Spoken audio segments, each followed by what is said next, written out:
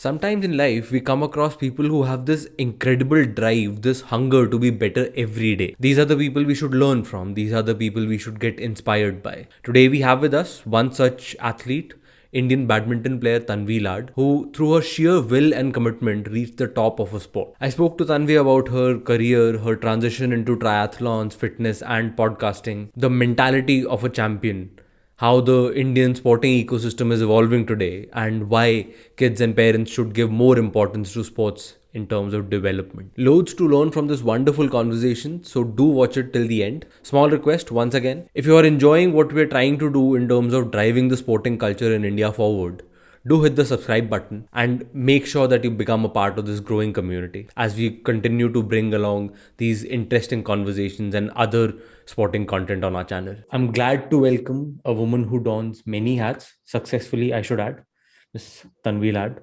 Thank you so much for being a part of the show. Pleasure being here. So, Tanvi, what we generally ask a lot of athletes as well to do, just people who don't know much just yet, define yourself maybe in a sentence or two, if you could. Uh, that's a tough one, but I think someone who strives to be a better version of myself every day. I think that's something that right from my school days through my sporting career to now my transition into life after sport, it's pretty much something that I you know try to live my life by, because at every stage it's a transition. And as long as you wake up the next morning trying to be a better version of who you were yesterday, I think that's a mantra that I try to live every day by, no matter what I'm doing. Yeah. That's a very good note to start on. So I'll take you right back to the very start. And how did badminton happen, and what did it take to get it off the ground? So I was always a very sporty kid, and it started off as one of those summer camp activities that I used to do: swimming and badminton, tennis. I just needed to be kept occupied as a kid, and then I think step by step, as I started doing well in inter school, inter district tournaments, one thing led to another, and I started competing in higher level tournaments, became Maharashtra state champion, then competed in my first All India ranking tournament, where I lost in the first round of qualification, came back to the drawing board, worked hard again to prove myself, won my first All India tournament, and then gradually got to play for India. So it was a very step by step, gradual progression. But at every stage, I think this innate hunger to come back and work harder and strive harder and be a better version of myself, that kind of helped me come back to the drawing board and take failure with in the right spirit. And yeah, that's basically how my journey progressed, and it just got better and got me to where I got. Okay. So obviously, when you were starting the sport at a younger age, when in school and all, was there a set goal in mind when you were starting off, or was it just a case of let's just make sure that you get better and then see how it goes? To be honest, it was just, you know, at each stage, compete. Let's see how I do. And sport is it sometimes can be like a mirage. Um, you always feel I'm just a match away. I'm just one selection away. I'm just one ranking point away, Yeah. and you live with a lot of hope as a sports person. Whether when you're in it, you don't realize, Yeah. and an outsider can probably see things a lot more clearly. But when you're in it, it's a mirage. So giving up or saying taking the easy way out is not even an option when you're in it. Yeah. So I didn't really have a goal at the onset that, I want to be this.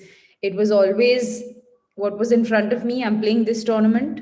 I think I can win it. If I don't win it, I'll come back and strive harder. Once I've conquered it, then the goal is, then the bar is set higher. So it was always like that. Yes, from time to time, when if you're playing at the state level, then you have certain tournaments that you want to win. If you're playing the national level, then you want to become national champion. Once you become junior national champion, you want to become senior national champion. So it's a Yeah. kind of natural progression. Um, yeah, and you keep evaluating yourself from time to time. Okay. So, who were the biggest supports during this phase when you were going after one milestone after another? Family, of course, plays a big role because without their constant back end support, it becomes very difficult to pursue something. So definitely, your entire family, whether it's financial backing, whether it's logistical support, emotional support from time to time, the family plays a big role. And beyond that, I think all the coaches that contributed along the way. I mean, there's no you know there are different coaches who contribute to your growth at different phases of your career, and they come in, they contribute, they help you with some aspect of your game, they shape your mentality in a particular way, and then you move on. But I think, yeah, your entire support system, your team at that point, your family stays constant. Your coaches may change from time to time. Your trainers, your personal, your SNC people, the people you work with, they come and go. But at a particular point in time, the athlete's team becomes very critical to whatever you strive to achieve. Yeah, Yeah. it's important that everyone's on the same board. So, on the journey towards making it as a professional player, was there any time wherein you were like you almost came close to let's just stop for a bit or something of that sort?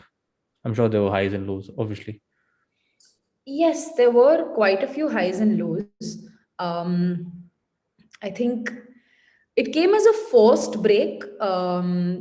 I was kind of stagnating in terms of my world rankings as well. I was ranked Okay. 49 and wasn't really moving, breaking into the top 30, and decided to move to England to do my masters and Okay. also to compete on the European circuit at that time.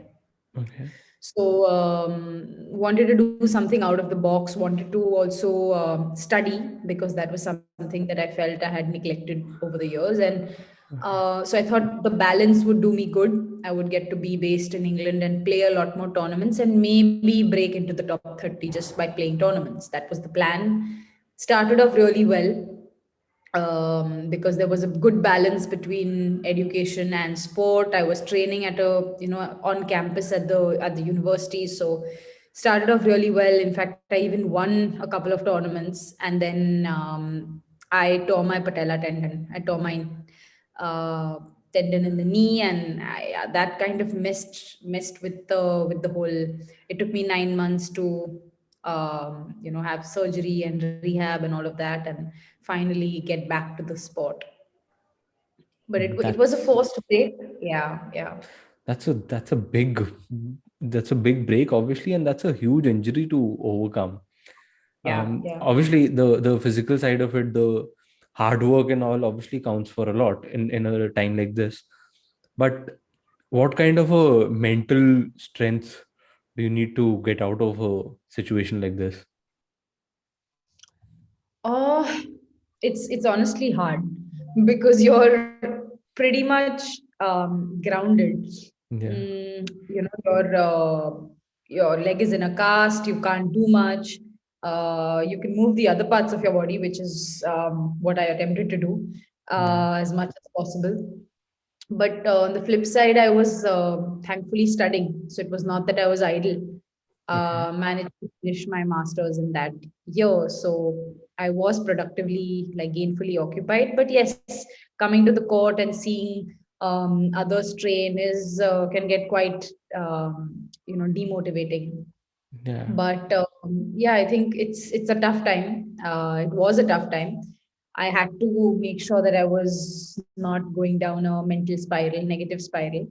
Yeah. And I did what I could to, stay fit. And um, yeah, it took me about 9 months to actually be playing and moving freely again without a fear of again hurting the knee. So you have played and competed and won at the top level, and you have interacted and trained with a lot of other professionals who have won it all at the highest of levels. So what do you think in terms of mentality? What do you think sets people like you and those athletes apart from maybe people who probably got to a certain stage, but beyond that wasn't exactly possible? Do you think there's a mentality component that differentiates immediately? I think, at times when you're seeing a dead wall, it's important to keep going.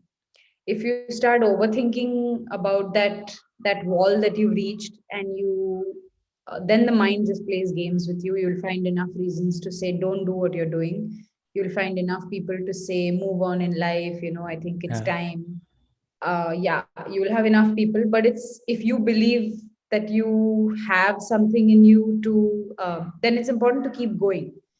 Eventually you'll find your way, you'll find your path, and you'll things will work out at the end of it. But so I think that's something that most sports persons who've reached some level have Yeah. managed to have that inner resilience.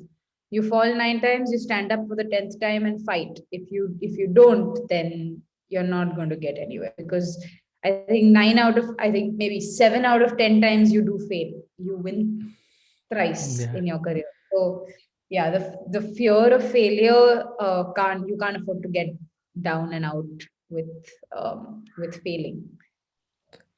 Definitely. So we spoke about the lows, the biggest gap that happened. Speaking of the highs, the Asian Games and the Uber Cups and all, what was that like? What was like standing there with the national flag? What was that feeling like? Oh, so those are the moments you live for. I mean, you forget when you're actually experiencing moments like that. The national anthem, and you're part of the team that has created history, and it's a very proud feeling. And I think everything else, in terms of failures, in terms of injuries, everything just fades into oblivion, because at that moment, it's precious. And when you look back at your career, those are the highlights that stand out. Yeah. So definitely the Uber Cup and the Asian Games are very, very fond memories. Um, Even in terms of the whole athlete experience, because very often as a singles player, you're playing for yourself. Yeah. You're traveling on your own. It's not a team sport. True. Whereas True. events like this, you are actually, as the whole Indian team is together. There's a lot of team camaraderie, and there's a lot of interaction with athletes from other sports and part of the games village. So overall, it's a very fond memory. So after those victories, who was the first call?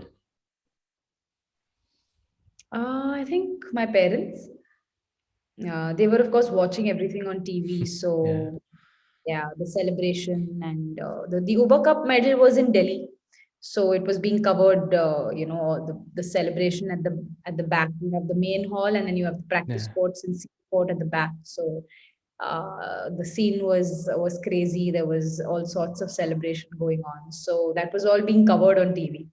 So my parents, grandparents, they were all watching, and yeah, there were quite a few phone calls after that. So are they generally anxious, or there's a calm running around whenever you were playing? The anxious. Yeah, they're as involved in the match as probably I am. Yeah, bound to be. So we spoke about the highs and the lows. I wanted to ask. Obviously, it is very important to make sure that you're picking yourself up after the lows. But how important does it become to then stay grounded after the highs for an athlete at that level?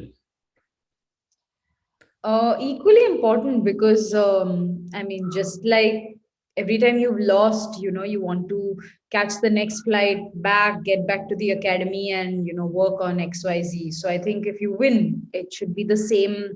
It's not that you sit back and take a week off and you don't. Every athlete realizes that the fleeting nature of Yeah. victory as well.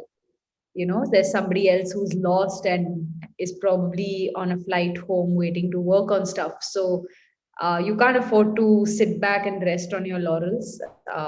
Yeah, you can celebrate, definitely celebrate, enjoy the moment, enjoy the day, enjoy the evening, and then the next day get back to training. That's something that is ingrained in all of us. So coaches encourage it as well. Um, and I think that environment in the national center is such that you can't afford to rest on your laurels because you know that everyone is working hard. So you usually don't sit back and relax unless it's of course been a hard week. Then you still come to the court. You may do something easy, you may do something less physically straining, but you still come. Okay. So Yeah. then the transition sort of happened, and triathlons.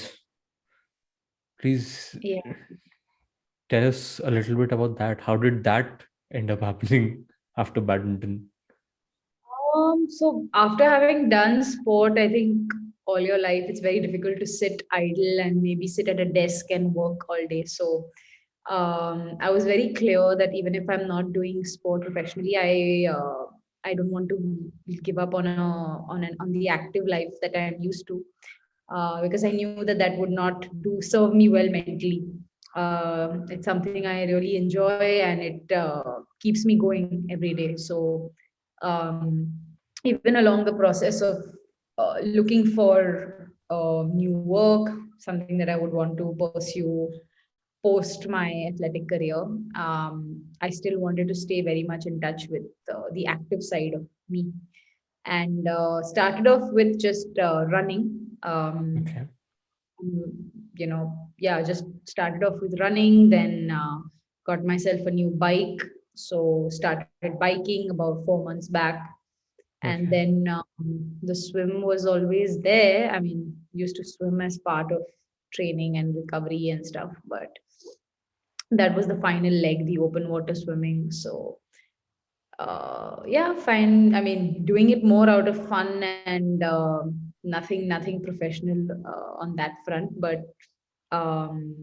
something that I'm really enjoying right now. No, nothing in mind also in terms of taking it some sort of a professional tone. Let's see how it goes. If I'm really doing well in it, it's at present I'm just doing it for fun. Okay. And you're also a certified trainer, and please correct me if I'm wrong in the pronunciation of this particular thing. Les Mills Grit, if Yeah, I'm not wrong. Okay. yeah, So, and honestly speaking, and I used to pride myself in terms of, okay, I can do a lot of different workouts and stuff, but that looks hard just by the videos of it all. yeah. It's extremely intense, and it's the program that I'm certified in is a combination of weight training and high intensity interval training. So Yeah. it's quite brutal. It's quite brutal. It knocks you out. So, was that a part of your training while you were playing, or was it something you picked along the way? Um, Not really a part. I mean, we used to strength train, of course, Yeah. and we used to do some amount of high intensity training on court. Like a lot of our physical training drills were interval based because badminton is a Yeah. intermittent sport, not a Yeah. continuous like marathon. So, but putting the two together never really happened. In badminton training, it was something that I picked up via the course. Okay.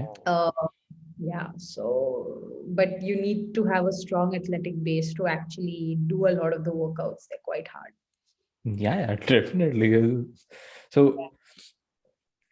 what what got you interested in that in terms of getting to an instructor side of things? What got you interested in that particular space? Again, so when I was exploring options post my, Okay. when I was deciding to transition out, I knew that I did want to, I knew that I had an aptitude for something, on the physical side of things. So I was studying strength and conditioning. I was doing a couple of these certificate courses because I thought maybe that is something that I would want to pursue. Training people and to live an active life is something that I identify with even personally.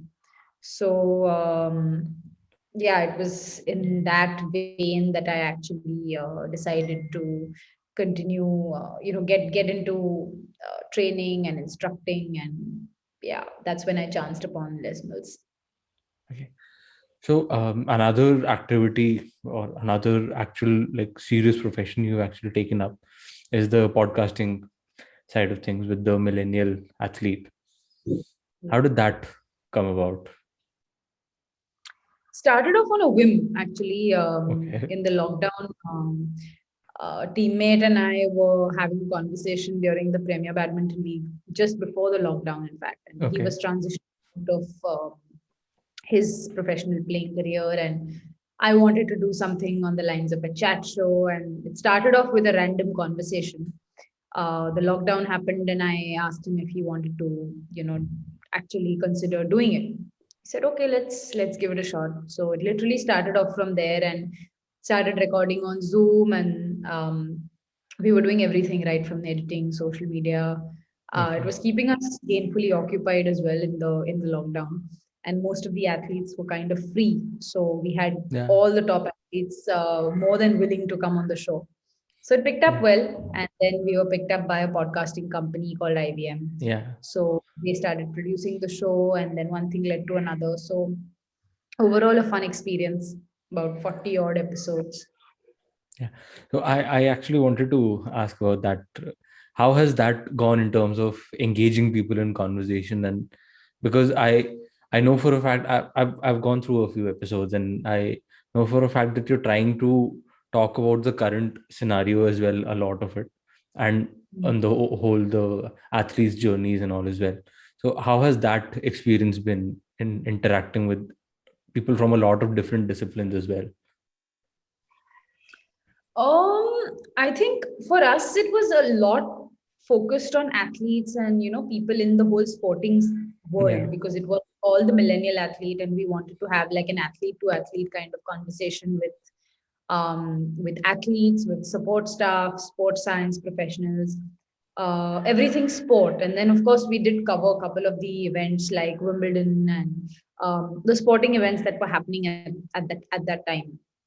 So it was a great learning because very often when a journalist is interviewing an athlete, there is a certain line to the conversation, whereas when an athlete is talking, it's different. You True. identify and you ask very different questions. So the kind of content that was coming out was very real, and we found it very insightful, to learn from athletes from different sports. A lot of them were a lot senior to us.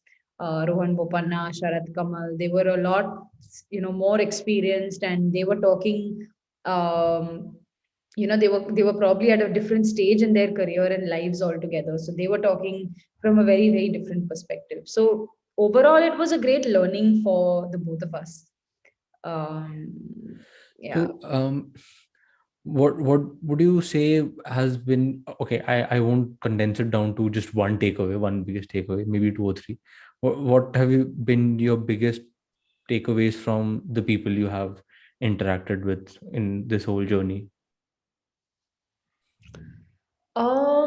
There were a bunch of things actually. I think one of the big things that, I mean, the most striking things was something that Rohan Bopanna said. I think he mentioned about how lonely an athlete's life, especially a tennis or a badminton player Yeah. who play an individual sport. Sometimes you won a tournament and you have nobody to celebrate it with. So he highlighted how lonely an athlete's life can get. You're always on tour, you're always traveling alone, living alone. So it's quite hard emotionally. It can get quite hard, and so that is something that really it struck us. um, the other thing was the financial aspect. I mean, as an Yeah. athlete, till you've actually made it, you're very often crowdfunding or you're looking out for a sponsor. So that also puts a big drain mentally on the athlete, True. because you have so many things to think about. For instance, True. my co-host Shlok was mentioning how they were playing a semi-final, and they were almost winning that match, and their ticket was actually booked for the next day. And the thought in his mind at that point was that, oh my God, I need to change my ticket, pay couple $100 to change my ticket. Yeah. So those are the kind of little things that were coming to light, um, which normally never get highlighted. So yeah. So, like you said, it's been a wonderful journey so far with the podcast. How do you see it evolving? How do you see this particular content property evolving, and how do you see you and Shlok evolving with this over the next few months, years? So we had to take a bit of a break after the 40th, 42nd episode, because he was relocating to the US, and Okay. I was also transitioning out of sport, and now I've relocated to Dubai. So it's been a bit of a transitionary phase for the both of us. But we were just having a conversation the other day that we want to get restarted with the whole thing. Maybe come back as if totally start afresh a season three. This would be a Right. season three after a good, nice break. So, yeah, we're both chatting about it, and hopefully, we see something fun emerge, because the both of us are absolutely diehard sports persons. We want to stay connected with sport in every possible way. So, yeah, hopefully, something fun materializes soon. I hope so too, because I'm personally speaking, I'm also looking forward to you guys bringing that back, because those are good fun conversations. And me being a sports nut, I don't know, for all my life, it's always fun to just listen to athletes talking to each other. Yeah. So, in your experience now, as an athlete first, and then now as somebody who's speaking to a lot of athletes and a lot of other professionals involved in the sporting ecosystem, where do you think the Indian sporting ecosystem stands today? I think we've come a long way. Even if I go back 10 years, it was a very different scenario. Yeah. Right now, with OGQ, Go Sports, there are so many sporting NGOs that have come up. The athletes have a lot of support. Otherwise, other than cricket, a lot of the other sports used to get neglected funding wise and even exposure wise, but things have really changed now. I think shooting, archery, these are sports that are getting a lot of exposure. True. So athletes are getting the opportunity, whether it's in terms of sports science support, having the right professionals working with them, exposure tournaments, funding, athlete managers. There's so much happening that we're well placed. I think the results results of the Olympics were great, Yeah. and definitely shows that we're on the right track. So definitely, we have a long way to go to be called a sporting nation. We have a True. very long way to go. Given our pool of talent, I think we can do 100 times better, but at least the ball is rolling.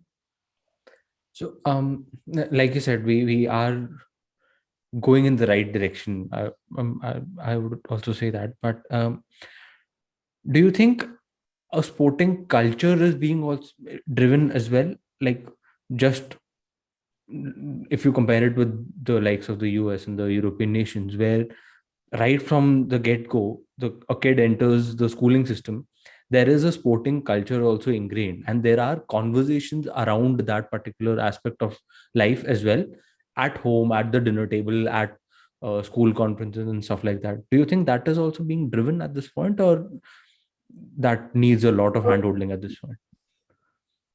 So that's a little bit of a mixed bag because it depends on the city that you're coming from as well. I think in a Okay. Bombay or even at Delhi, it's not so much.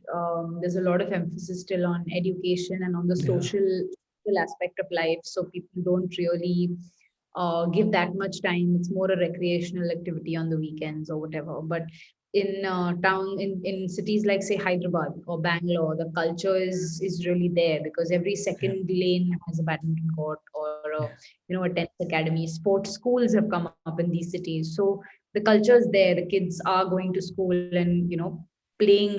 They have tennis courts and badminton courts at school, so that itself is a starting point. And the culture in these cities is such that there is a sporting history. Now you have a Yeah. PV Sindhu, Saina Nehwal, a Parupalli Kashyap, all from Hyderabad. So that makes a big difference because they're always in the news and you're seeing the kind of recognition that they're getting. That kind of drives the kids to work hard and work towards something. So I am seeing a positive change in certain cities, but I mean, I'm from Bombay and there is literally a terrible sporting culture in Bombay. Like Yeah. the city just doesn't support it. So you do see both sides of the story.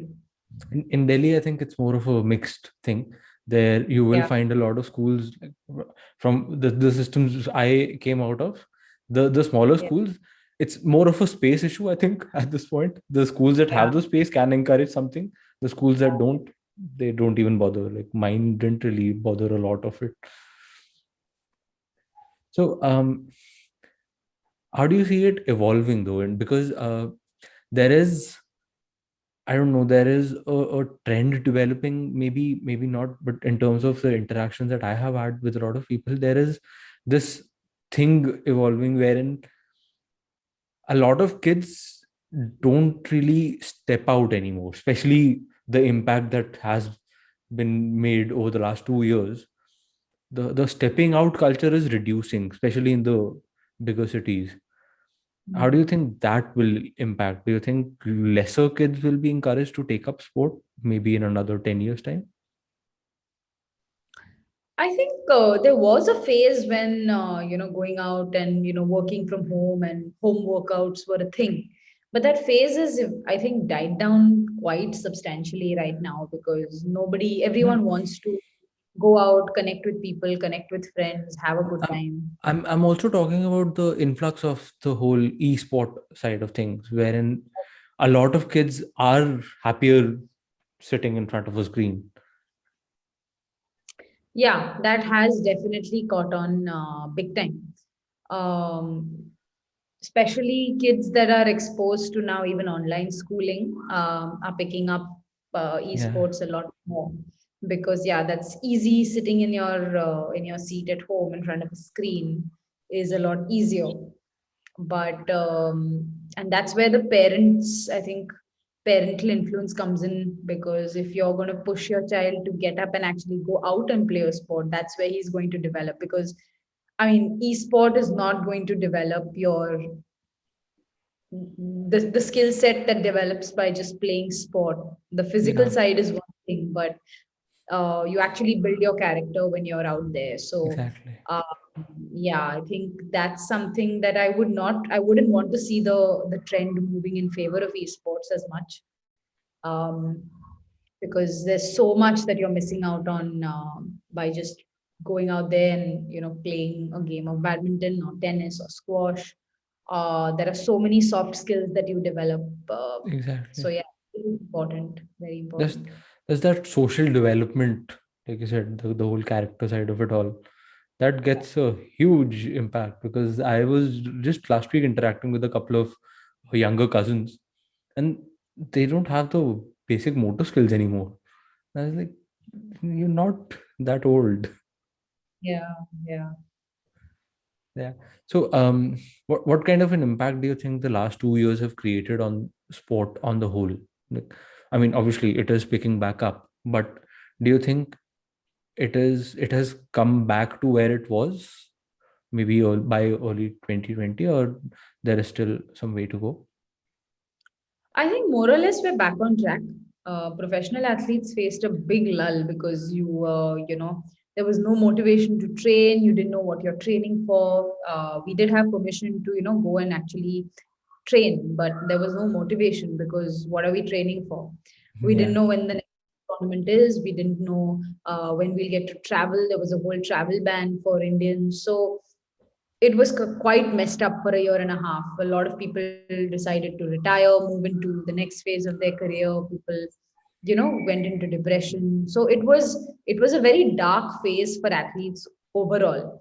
And I Yeah. think even sporting, like sport management companies and those who handle events and stuff were badly hit because we didn't know when sport would restart. That was literally the last priority. The Olympics were postponed by a year, so Yeah.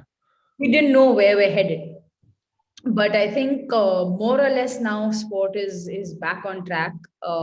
Most sports are back on track. Swimming pools were the last to open, so they were quite badly affected. But They are the first to shut also the minute something spikes. exactly, exactly.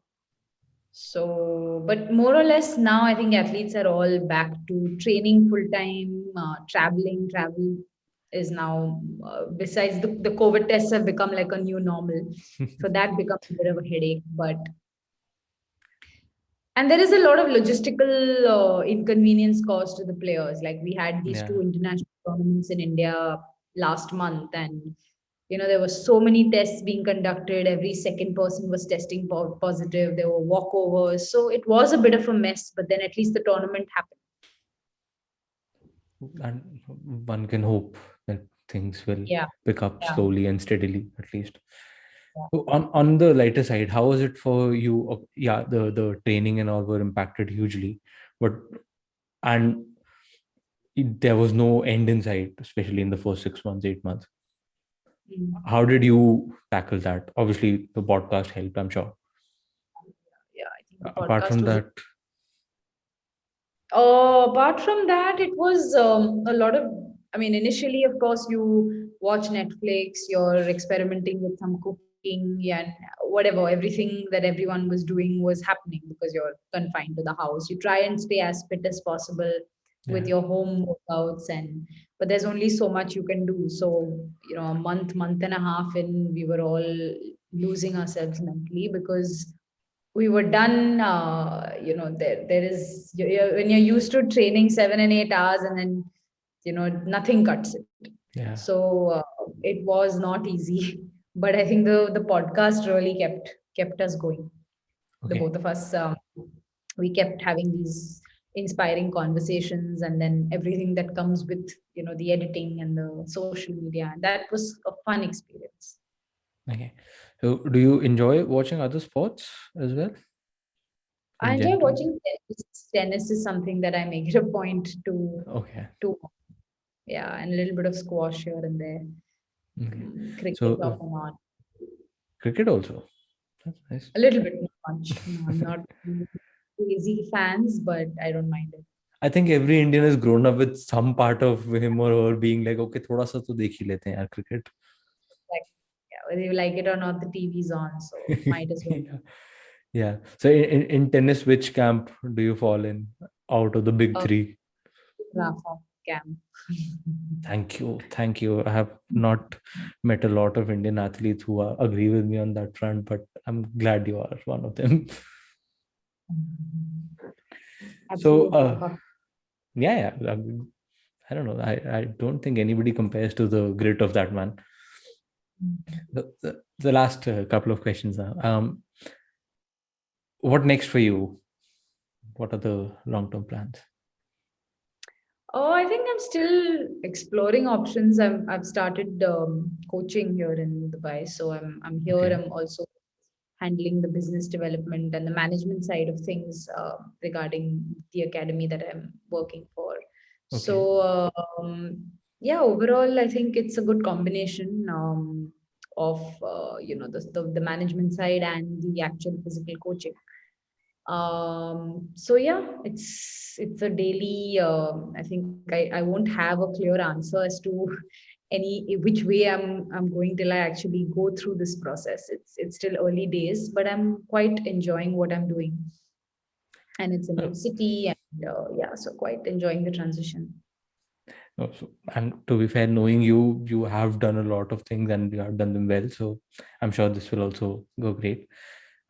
One last question for the people coming up, for the young kids out there who are taking up sport or just started or midway through the journey. What is your advice? I think it's something that I really want to put out there is that we all want to win and be champions, and nobody gets into sport without wanting to be your idol. But it's important to play sport for the there is so much that is unsaid in terms of just playing sport from fitness point of view, your health, your fitness, True. your overall personality development, your um, you grow as a person. Like I said, your whatever you may do, in the latter stages of your life, what you've learned on that badminton court growing up, Yeah. to fight hard, to be disciplined, time management, leadership skills, teamwork, the tactical side, problem solving. There are so many things that you learn as soft skills, which is why we need to play sport. So approaching sport with that mindset makes it a lot more fun, a lot more, enjoyable, rather than having this constant pressure of performing and competing and, winning accolades. Those will come if you enjoy what you're doing and you are having fun and also training hard. If you're in the right hands and getting the right kind of training, then the results will come. But don't approach it with that mindset, because that creates a lot of pressure. At a young age, you're chasing goals and chasing being unnecessarily complicating matters. I've seen kids here with they're a 10-year-old with a nutritionist, three coaches, one personal trainer, and he's living like a it's such a doctored existence that I Yeah. don't think he's doing what he's doing. Like there's so much pressure. His face is always tiny, and he knows that he's being watched and monitored, and I think the fun of the whole thing is lost. So do everything, like definitely sports science is available. You have everything available, so make use of it, but don't do it to an extent where you're losing out on the essence of sport, because that's not the idea. As long as it doesn't feel like a chore, I guess. Yeah, yeah, yeah. So that's a wonderful advice to end things on. Tanvi, thank you so much for taking out the time and being a part of the conversation. For everyone out there, I will be linking the Millennial Athlete Podcast link in the description for you to check out the great conversations Tanvi and Shlok have been having with a lot of interesting people. And once again, I wish you all the very best in Thank you so whatever lies ahead. So that was it. If I were to describe this whole conversation in one word, it would be insightful. Loads of positives to take away from this particular interaction, and I hope you guys do that. If you enjoyed this conversation, do hit the like button so that it reaches as many people as it can, and do share it with your friends as well. We'll see you in the next video.